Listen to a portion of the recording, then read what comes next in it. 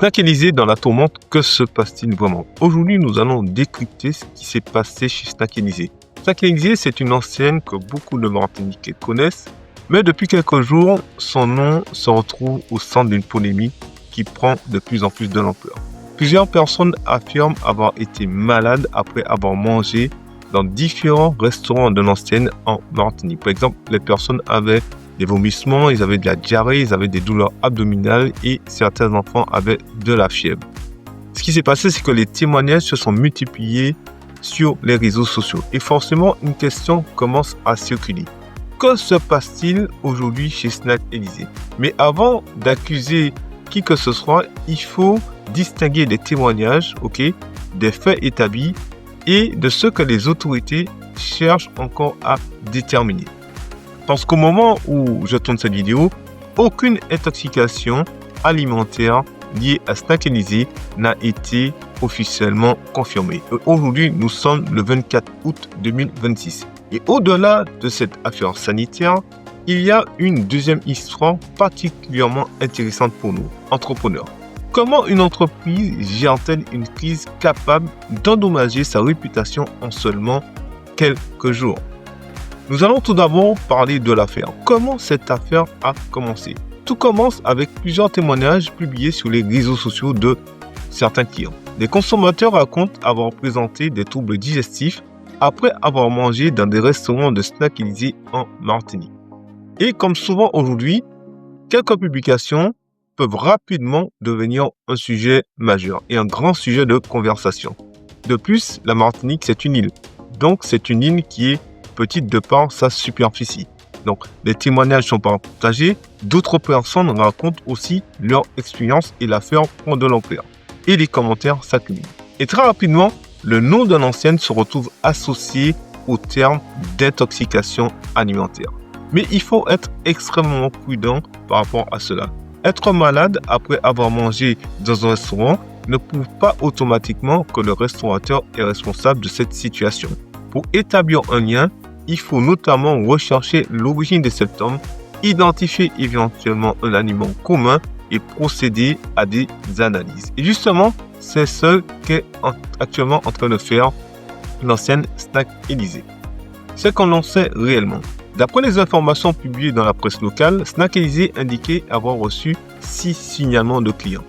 Face à la situation, l'entreprise affirme avoir renforcé ses contrôles internes et lancé des analyses auprès de laboratoires externes, donc prestataires. À ce stade, aucun produit commun entre les différents signalements n'a été identifié. Et aucun lien de causalité entre les repas consommés et les symptômes n'avait été officiellement établi. Mais l'affaire ne s'est pas arrêtée aux vérifications internes de l'entreprise. Plusieurs plaintes ont été également transmises aux autorités compétentes. Le 20 août, le service de la DAAF a commencé des contrôles dans plusieurs restaurants du Snack Élysée en Martinique. Donc, en fait, ils ont effectué pas mal de contrôles, ils ont effectué pas mal de prélèvements. L'objectif est simple, vérifier s'il existe réellement un problème de sécurité alimentaire au niveau des restaurants Snack Élysée en Martinique. Au moment du lancement de ces inspections, l'ARS n'avait pas conclu à une intoxication alimentaire collective. Donc aujourd'hui, nous n'avons pas de signalement concret par rapport à cette affaire. Nous avons des consommateurs qui disent avoir été malades. Nous avons des faits, mais nous n'avons pas encore de contrôle officiel qui démontre cela. Nous n'avons pas encore de conclusion permettant d'affirmer aujourd'hui que Snack Élysée est responsable d'une intoxication alimentaire de ses clients en Martinique. Cette distinction est extrêmement importante. Mais le problème commercial existe déjà par rapport à cette situation. Et c'est là que cette affaire devient particulièrement intéressante d'un point de vue entrepreneurial. Parce qu'une entreprise peut subir les conséquences d'une crise avant même que les faits soient définitivement établis. Et c'est ce qui se passe en ce moment. Imagine, tu as envie de manger un burger, tu hésites entre plusieurs restaurants. Et pendant plusieurs jours, tu as vu passer sur Facebook, sur Instagram, sur TikTok, des publications associant l'un de ces restaurants à des personnes malades. Même si tu sais qu'aucune intoxication n'est confirmée, est-ce que tu prends le risque? Certaines personnes vont répondre oui, mais d'autres vont simplement aller manger ailleurs, aller manger dans un autre restaurant et aller surtout manger chez la concurrence. Et c'est là tout le danger. Parce que dans la restauration, la confiance est absolument fondamentale. J'ai travaillé dans le secteur de la restauration durant plusieurs années et je peux vous dire que la confiance est fondamentale. Les clients te font confiance par rapport à ce qu'ils consomment, par rapport à ce qu'ils achètent. Un client peut pardonner une attente très longue à la caisse. Ok? Un client peut pardonner une erreur de commande. Il peut même parfois pardonner un mauvais accueil. Mais lorsqu'on touche à la sécurité alimentaire, la perception change complètement. Parce qu'on touche directement à la santé du consommateur et on touche directement à la santé du client. Ce que nous voyons au travers de ce qui se passe aujourd'hui, la réputation se construit en années et peut basculer très très vite. Il y a quelques années encore, une affaire comme celle-ci serait probablement restée relativement locale. Quelques clients auraient appelé au restaurant, auraient dit voilà, j'ai été malade parce que je mangeais un hamburger chez vous, une brochette de lambi par exemple, voilà, et je pense qu'ils auraient trouvé une solution. Certaines personnes auraient peut-être parlé entre eux, voilà, et l'affaire n'aurait pas pu prendre une telle ampleur comme aujourd'hui. Peut-être, éventuellement, qu'un média aurait publié un article. Mais aujourd'hui, c'est totalement différent et c'est complètement différent. Parce qu'une personne publie son témoignage. Ok? Quelqu'un, par exemple, va faire une capture d'écran. Un autre va partager son avis, son commentaire et peut-être même va se filmer. Un média va reprendre l'information. Une vidéo TikTok, par exemple, va être publiée. Et boum, là, c'est parti. Et en quelques heures, plus tard, des dizaines de milliers de personnes peuvent avoir entendu parler de l'affaire. Et dans n'importe quel pays. Aussi bien en Martinique, aussi bien en France, partout dans le monde. Parce que les réseaux sociaux n'ont pas de limite. Donc, pour une entreprise, cela signifie qu'il existe désormais 2 crises à gérer simultanément, notamment pour Snackalisé. Donc, il y a une crise opérationnelle. Est-ce qu'il existe réellement un problème? Et d'où vient-il? Quels produits sont concernés dans le restaurant? Quelles procédures doivent être vérifiées? Et ensuite, la crise de la réputation. Et là, c'est très important. Qu'est-ce que les clients pensent de l'entreprise? Qu'est-ce qui circule sur les réseaux sociaux? Comment rassurer sans minimiser? Comment communiquer sans reconnaître une responsabilité qui n'est pas encore établie? Et surtout, quand faut-il prendre la parole? Est-ce que Snackalisé a bien réagi? Sur ce point, il faut reconnaître plusieurs choses. L'entreprise n'est pas restée totalement silencieuse par rapport à cette situation. Elle a communiqué. Elle affirme avoir renforcé ses contrôles. Elle a lancé des analyses avec un laboratoire externe et un service permettant aux consommateurs concernés de prendre contact avec l'entreprise a également été évoqué. Donc, sur le principe, ce sont des réflexes importants en gestion de crise.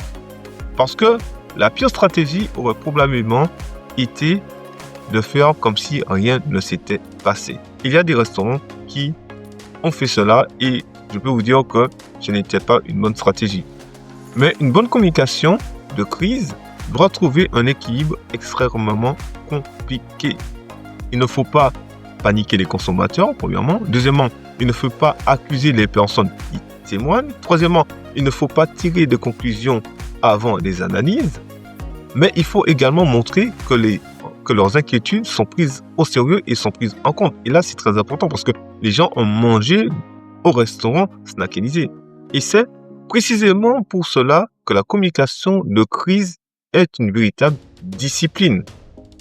Ce que les entrepreneurs entiers doivent retenir de cela aujourd'hui. Donc, si toi qui m'écoutes, tu as envie de créer ton entreprise ou tu es un entrepreneur dans le secteur de l'alimentation, si tu es un snack, si tu es un restaurant, si tu es traiteur par exemple, peu importe, on va parler de ce que toi tu dois retenir par rapport à ce qui se passe actuellement chez Snackalisé. Donc, oublions momentanément Snackalisé quelques secondes. Parce que cette situation contient plusieurs enseignements pour n'importe quel entrepreneur, comme je te le disais en amont. Premier enseignement, prépare ta crise avant qu'elle arrive. Quand ton problème explose, ce n'est pas le moment de commencer à chercher à répondre aux journalistes ou aux commentaires sur Facebook. Une entreprise devrait déjà savoir qui prend la parole, par exemple, qui contacte les clients, qui vérifie les faits, quelles informations peuvent être communiquées. Deuxièmement, enseignement. La traçabilité des produits est capitale, particulièrement dans l'alimentation. Par exemple, pour pouvoir identifier rapidement un fournisseur, un lot, une livraison ou un produit qui peut complètement changer la gestion d'une crise. Troisièmement, ne laisse jamais les réseaux sociaux raconter seul ton histoire. Ça ne veut pas dire répondre agressivement à chaque commentaire, mais au contraire, cela signifie communiquer des informations factuelles régulièrement et expliquer ce qui est entrepris au niveau de ta chaîne de restauration, par exemple, ou de ton restaurant. Enfin, la confiance est un actif de toute entreprise. Et ça, c'est très important. La confiance est un actif de toute entreprise et la confiance est un actif de ton entreprise. Elle n'apparaît pas forcément dans ton bilan comptable, mais elle possède une valeur économique énorme. Si les gens n'ont pas confiance en ton produit, les gens n'ont pas confiance en ton service, ils ne vont jamais consommer chez toi. Si les gens ont été déçus de ton service, déçus de ton produit, ils ne vont jamais revenir chez toi. Et là, il faut qu'en tant qu'entrepreneur, que tu comprennes cela. Et maintenant, tu me diras, Hervé, que se passe-t-il? Donc, la prochaine étape importante sera évidemment le résultat des analyses et des contrôles qui ont été menés en amont. Parce qu'il existe deux scénarios possibles.